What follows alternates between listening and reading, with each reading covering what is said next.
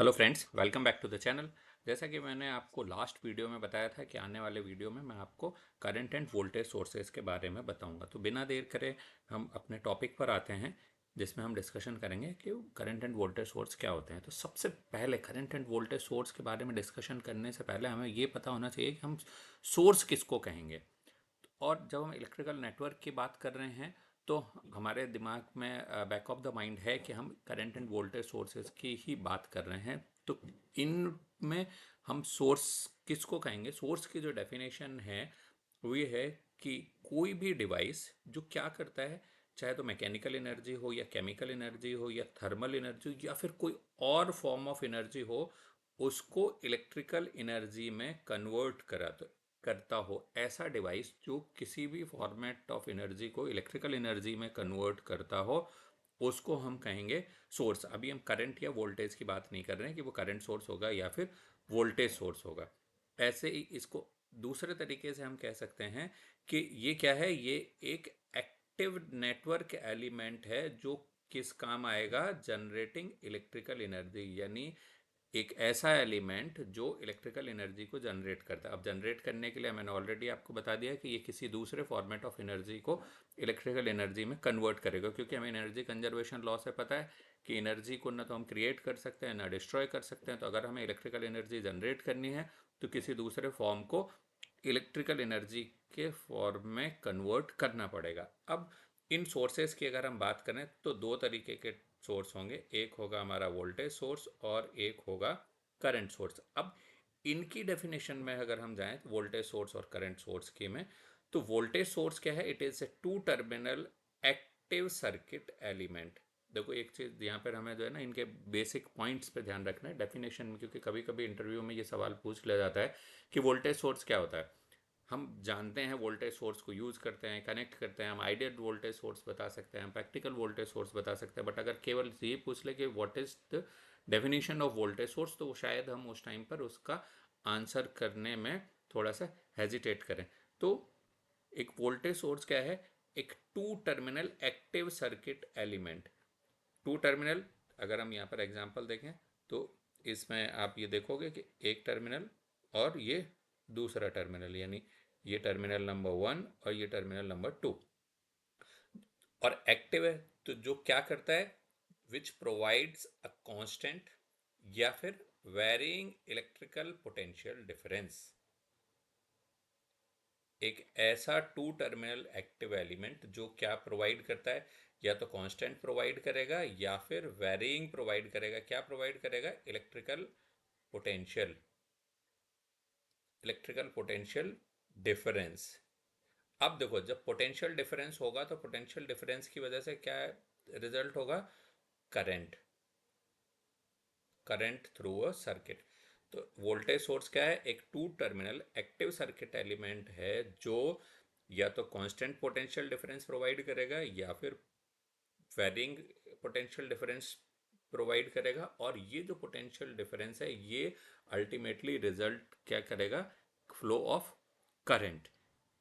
ठीक है, तो two terminal active device which provide constant और varying electrical potential difference to drive current through a circuit.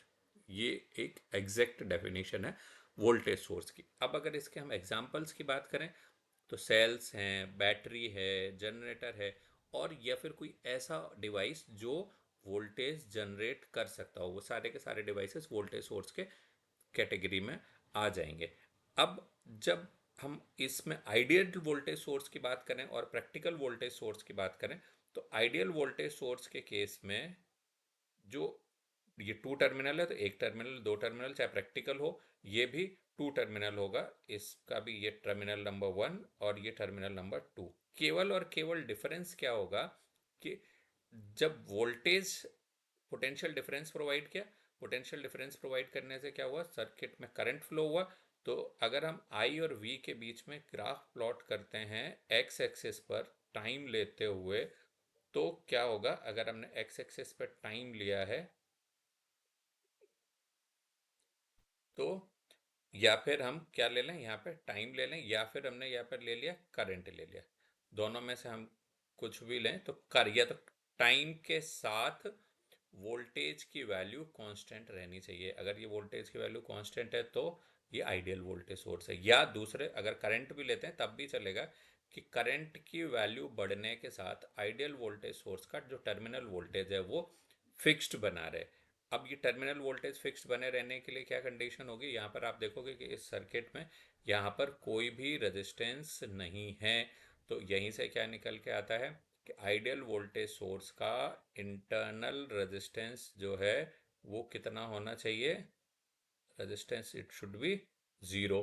क्योंकि जब ये ज़ीरो होगा तभी यहाँ पर कोई भी वोल्टेज ड्रॉप नहीं होगा। ये जो करंट फ्लो होने पर कोई भी वोल्टेज ड्रॉप नहीं होगा, तो जो टर्मिनल वोल्टेज है which that will remain constant.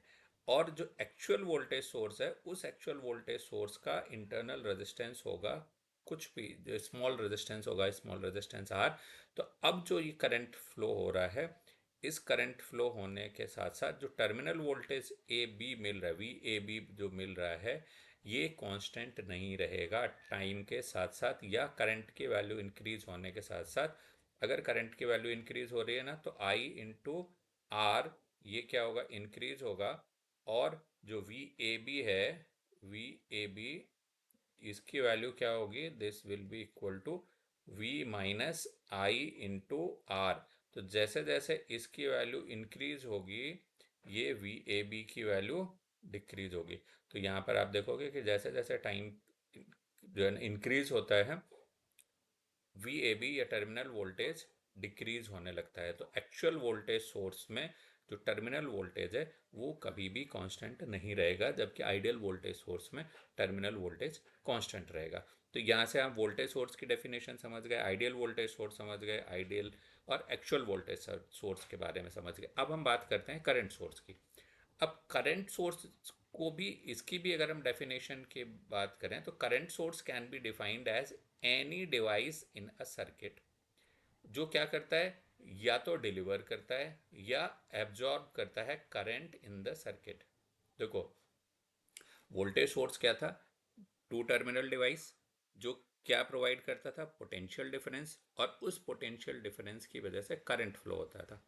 Current source क्या है, एक ऐसा डिवाइस जो करंट को या तो डिलीवर करता है या एब्जॉर्ब करता है। अब देखो डिलीवर करना या एब्जॉर्ब करना, डिलीवर करना तो समझ में आ गया क्योंकि वो सोर्स हो गया, बट अगर सोर्स है तो वो एब्जॉर्ब क्यों करता है, तो इस पर अभी हम बात करते हैं।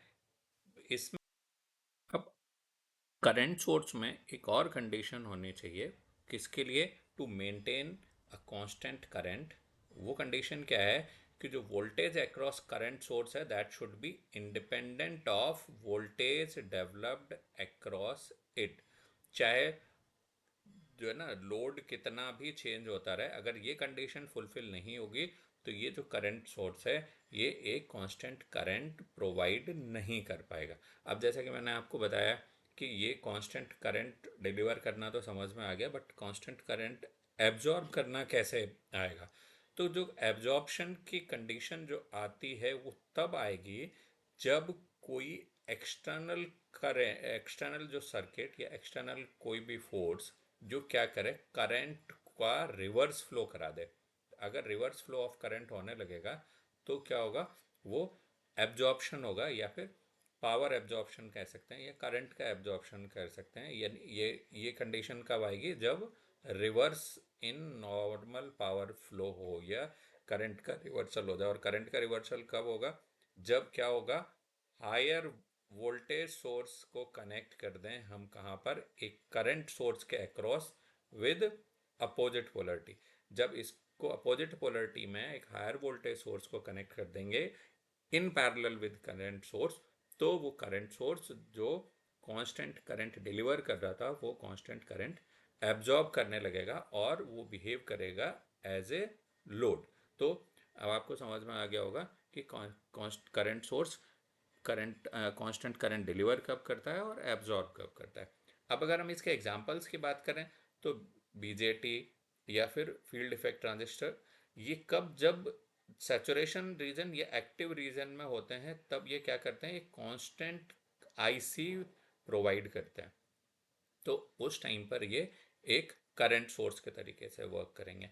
एलईडी ड्राइवर सर्किट जिसमें हम एसएमपीएस यूज़ करते हैं, वो भी क्या करते हैं, एक फिक्स्ड और स्टेडी करंट जो हम दिवाली पे लाइट लगाते हैं जो एलईडी, उसमें भी क्या होता है, कांस्टेंट करंट ड्राइवर सर्किट लगा होता है जो सारी एलईडीज को एक कांस्टेंट करंट पर ऑपरेट करता है जिससे कोई भी एलईडी बर्नआउट ना हो।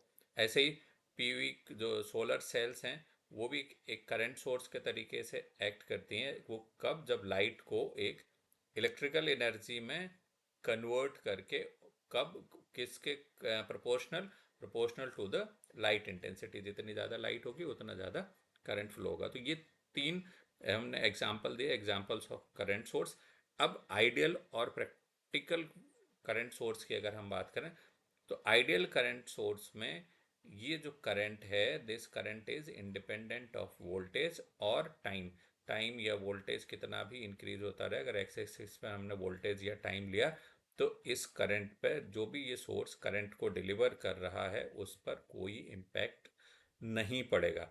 बट अगर हम एक्चुअल की बात करेंगे तो एक्चुअल केस में ये जो करंट की वैल्यू है, करंट टाइम या वोल्टेज को इंक्रीज होने के साथ साथ इस करंट की वैल्यू डिक्रीज होने लगेगी, ये यहाँ पर इसका ड्रॉप होगा। तो ये हमें समझ में आ रहा है। यहाँ पर ये इसका है रेजिस्टेंस। इसीलिए हम कहते हैं कि जो आइडियल जो करंट सोर्स है, इसका इंटरनल रेजिस्टेंस होना चाहिए R internal, it should be infinite. अगर internal resistance ideal current source है तो उसका इंटरनल रेजिस्टेंस इनफाइनाइट होना चाहिए। तो वो जो कंडीशन हमने अभी प्रीवियस स्लाइड में डिस्कस की कि to provide the constant current, और अगर आइडियल करंट सोर्स होगा तो ज़रूर वोल्टेज या टाइम के बढ़ने के साथ साथ करंट में कुछ न कुछ ड्रॉप होगा। तो उम्मीद है कि आपको करंट सोर्स और वोल्टेज सोर्स के बारे में समझ में आ गया होगा। अभी इसी सीरीज़ में जो जिसमें हम बेसिक इलेक्ट्रिकल इंजीनियरिंग के कॉन्सेप्ट्स का डिस्कशन कर रहे हैं, आगे इसी तरीके के और वीडियोस आते रहेंगे। उन वीडियोस को देखने के लिए आपको चैनल से जुड़े रहना है। जुड़ने के लिए आपको चैनल को सब्सक्राइब करना है। वीडियो कैसा लगा उसके बारे में कमेंट करना है। किसी पर्टिकुलर टॉपिक का वीडियो चाहते हैं तो आप उसके बारे में भी कमेंट करते हैं। मिलते हैं नेक्स्ट वीडियो में, तब तक के लिए bye bye. Thanks for watching.